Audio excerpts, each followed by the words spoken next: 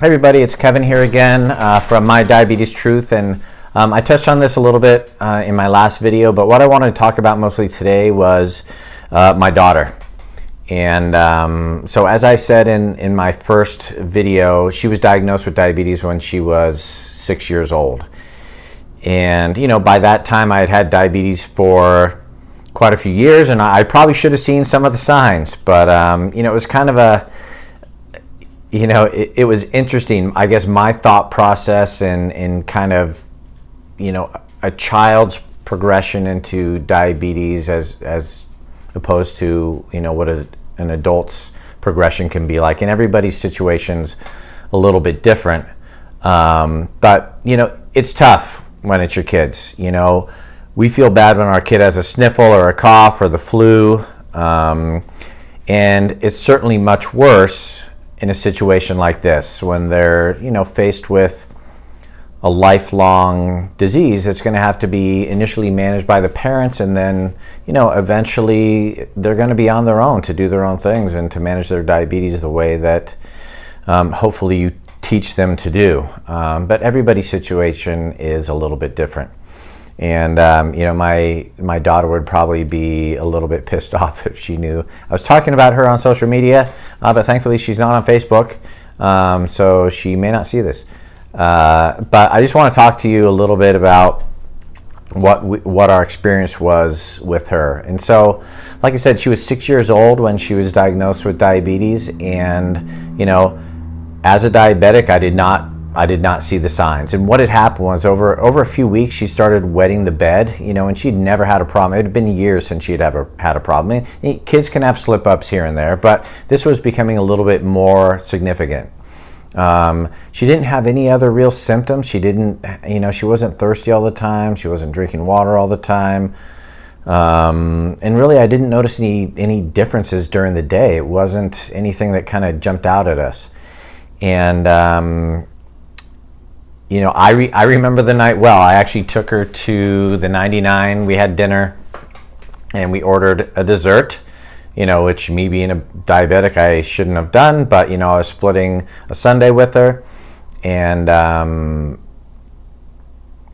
when we got home, I was talking to my wife. She's like, you know what?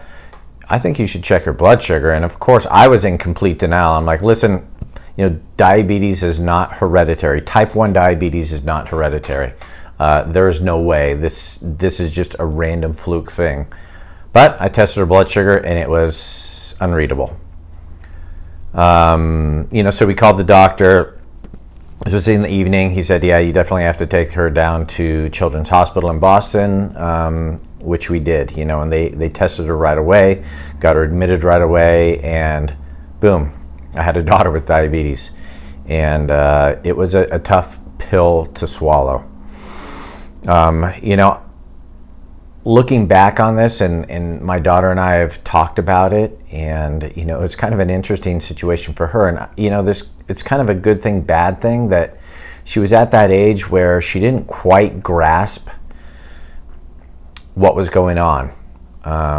She actually talked about being in the hospital and that experience as being fun, There's Children's Hospital was great. All the people that worked there were great.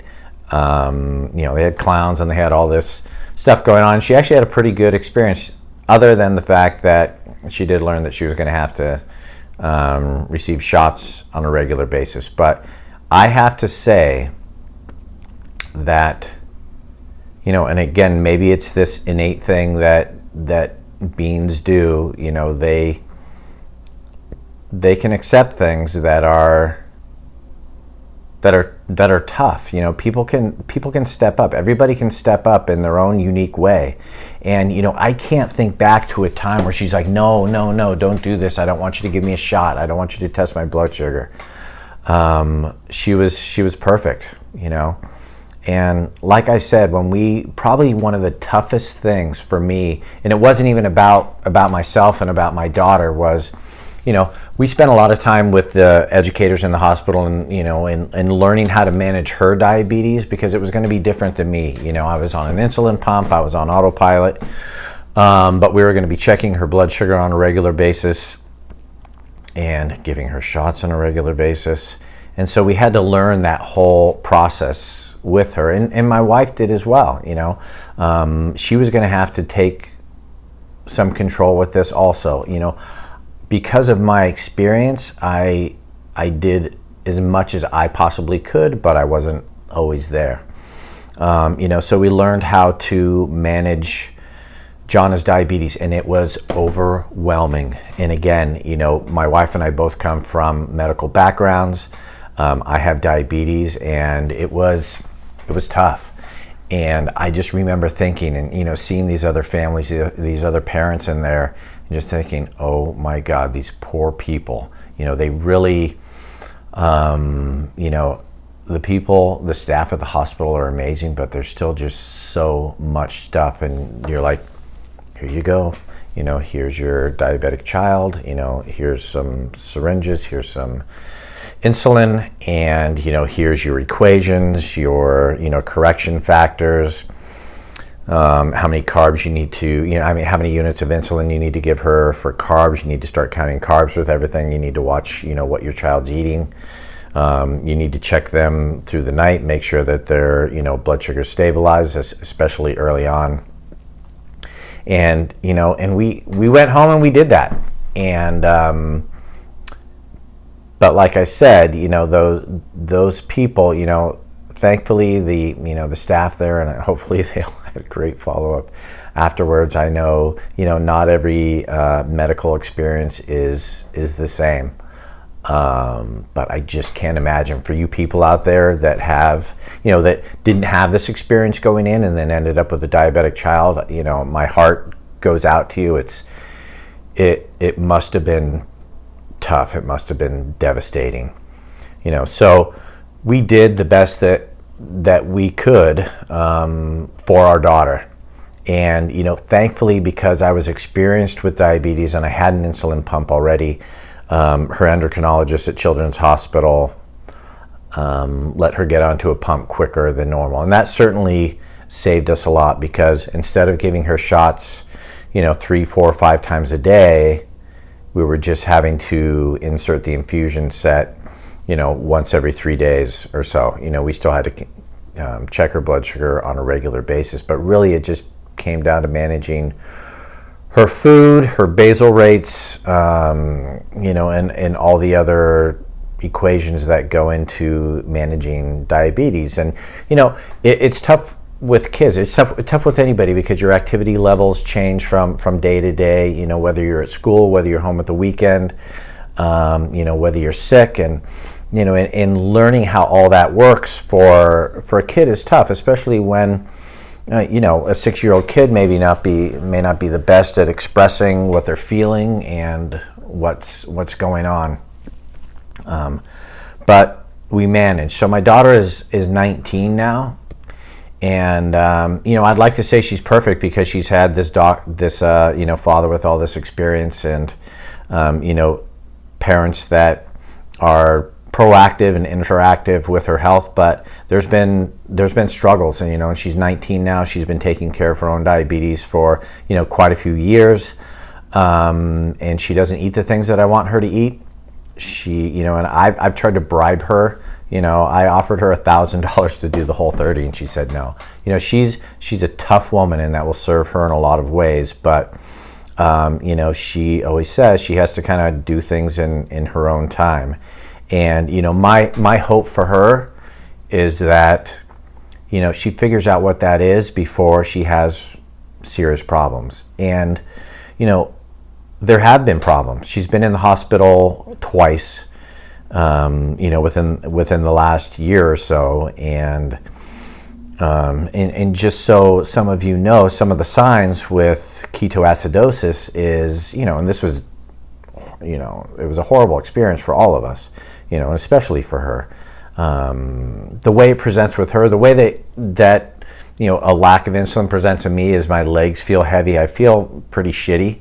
The way it presents with her is chest pain, nausea, vomiting. So that's what she was experiencing. And, of course, your mind starts racing and all this different stuff goes through your head. You're like, oh my God, what's going on? We got her to the hospital. I should have given her a shot right away. I knew her blood sugar was high, but I just wanted to make sure of what was going on.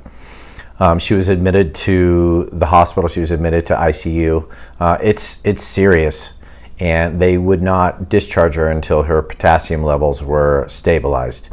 So it took a couple days for that to happen, and it was a learning experience. And so just a month or so ago, thankfully I was home. She called and said, "Hey, listen, I'm having chest pain. I feel sick." She was at work. Thank God I'm 5 minutes away. I drove over there, took her straight to the emergency room again, gave her a shot right away. And thankfully, because of that prior experience, just saying, "Hey, obviously your infusion set isn't working. We need to give you a shot," that kind of sped the process along. She didn't end up in ketoacidosis, and we were able to get her blood sugar under control. So an insulin pump is not perfect. I have an Omnipod. She has the Medtronic, the latest pump, and sometimes they don't work. For whatever reason, maybe you sleep on the infusion set and the little cannula gets bent. Maybe it's in some scar tissue. That's something that happens to us over time because we poke ourselves so many times that you build up scar tissue, and the absorption in those areas just isn't great. So, what I never did, but what I always do now is carry syringes and insulin with me, even though I'm on the pump. And, that is what my daughter is doing as well. And, she knows that, hey, if you're feeling like this is what you need to do, because you can't always rely on your insulin pump to work all the time. And ketoacidosis can cause long-term damage if it happens enough. And, it makes you feel horrible. And so, definitely make sure that you're proactive and you have everything with you at all times to take care of the lows and the highs.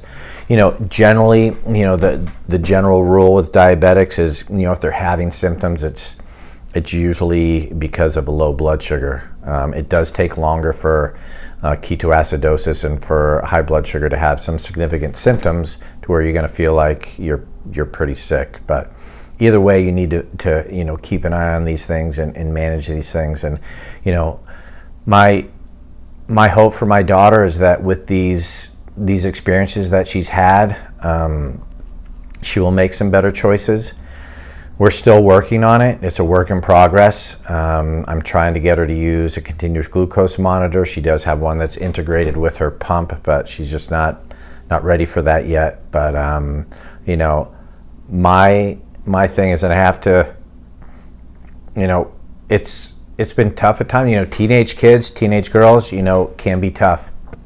My good friend, just one sec. My good friend, John Eisenhood, we were talking, great friends that live down the street from us, and, they have a daughter that's Jonna's age, and they're like, "Hey, they're gonna treat you like shit, but you just have to give them love. You just have to shower them with love," and that is what we have done. And I have to say that that has made a difference. It's improved our relationship. I think it's improved her ability to listen to her mother and I, and hopefully to make better decisions when it comes to her health now and for the future.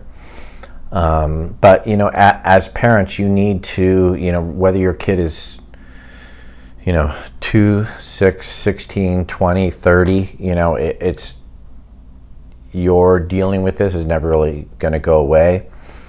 And you can only do the best that you can do, and you can't be hard on yourself when things don't go right, because even for myself, I have ups and downs, and sometimes I'm like, what the hell is going on? I haven't done anything wrong. And sometimes that just happens, so just do the best that you can on a day-to-day basis, and you're going to be way ahead of everybody else. I hope you found this helpful. Certainly, comment, like below if you guys have any questions. Certainly love to, create a dialogue here. I am on Instagram, Facebook, YouTube, Twitter. So if you have any questions, you can reach out to me in any way. Talk to you soon.